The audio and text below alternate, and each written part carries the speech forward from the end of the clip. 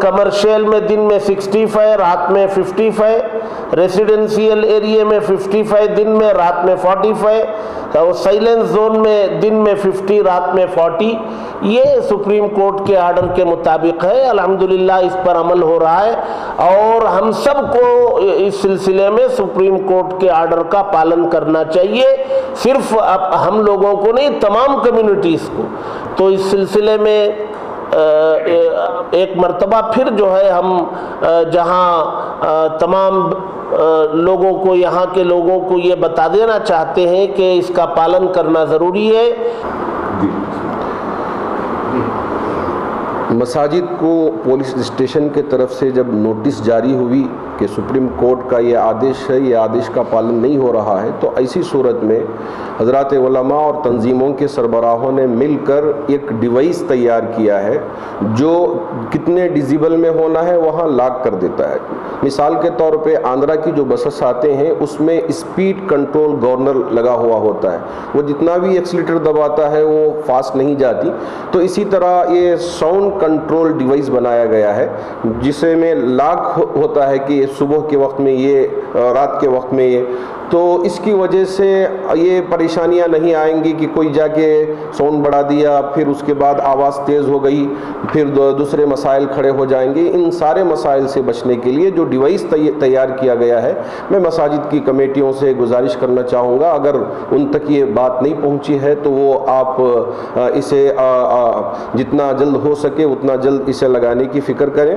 اور ہمارا ایک نوجوان سبیل ہے جو یونائٹڈ الیکٹرانک کے نام سے انہوں نے اس کمپنی کو بنایا ہے، تو ان کا بھی میں نمبر انشاءاللہ آپ کے سامنے آپ کی اسکرین پر اس کو جاری کروائیں گے، تو آپ ان سے رابطہ کر کے جلد از جلد اس ڈیوائس کو اپنے اپنے مساجد میں لگانے کی فکر فرمائیں۔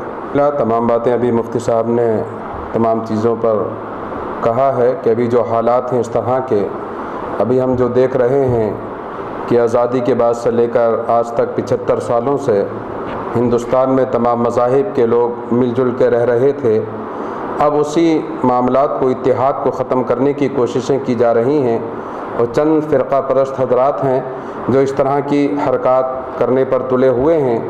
ہم کو تمام چیزوں کو دیکھنا ہے۔ ابھی جو مائک کے معاملات سامنے آ رہے ہیں، الحمدللہ کافی حد تک اس پر کنٹرول کیا جا چکا ہے۔ میں بالخصوص اپنی ریاست کرناٹک کے تمام مساجد کے ذمہ داران سے گزارش کروں گا کہ اذان کے علاوہ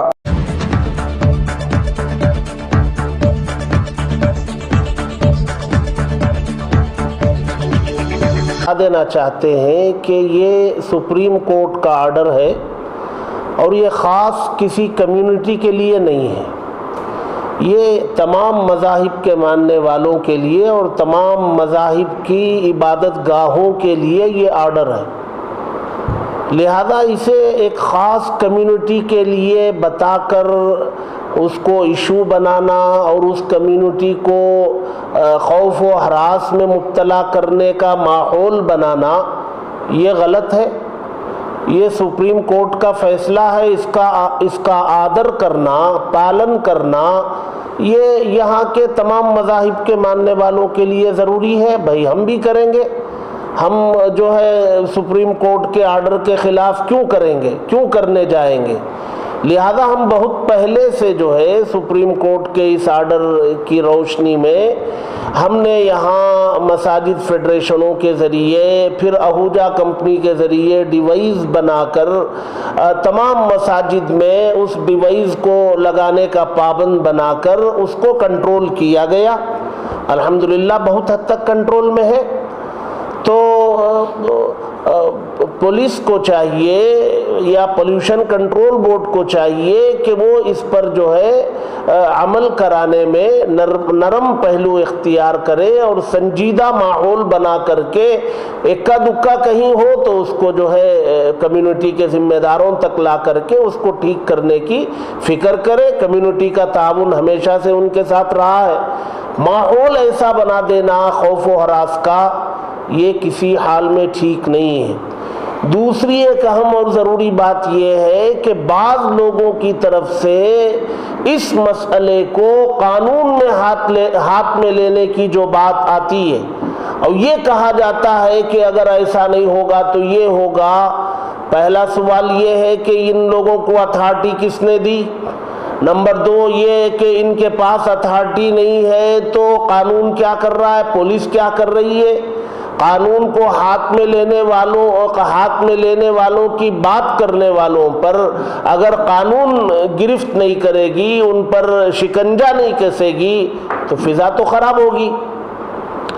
یہ جو آواز کنٹرول کا مسئلہ ہے وہ ایسا ہے کہ انڈسٹریل ایریا میں جو ہے دن میں 75 ڈیزیبل، رات میں 70 اور ಮಕ್ಕಳ ಹೈಯರ್ ಎಜುಕೇಷನ್, ಮಗಳ ಮದುವೆ, ಕನಸಿನ ಸ್ವಂತ ಮನೆ, ಇದಕ್ಕೆಲ್ಲ ಹೆಂಗೆ ಹಣ ಹೊಂದಿಸ್ಬೇಕಂತ ಟೆನ್ಷನಲ್ಲಿ ಇದ್ದೀರಾ? ಟೆನ್ಷನ್ ಬಿಡಿ. ನೀವು ಅಡವಿಟ್ಟ ಚಿನ್ನವನ್ನ ಬಿಡಿಸಿ ನಿಮ್ಮಲ್ಲಿರೋ ಹಳೆ ಚಿನ್ನವನ್ನ ಇಂದಿನ ಆನ್ಲೈನ್ ರೇಟಿಗೆ ಕೊಂಡುಕೊಂಡು ತಕ್ಷಣ ನಿಮಗೆ ಬಾಕಿ ಹಣ ಕೊಡ್ತೀವಿ. ಹಿಂದೂಸ್ತಾನ್ ಗೋಲ್ಡ್ ಕಂಪನಿ, ಇದು ನಮ್ಮೆಲ್ಲರ ಕಂಪನಿ.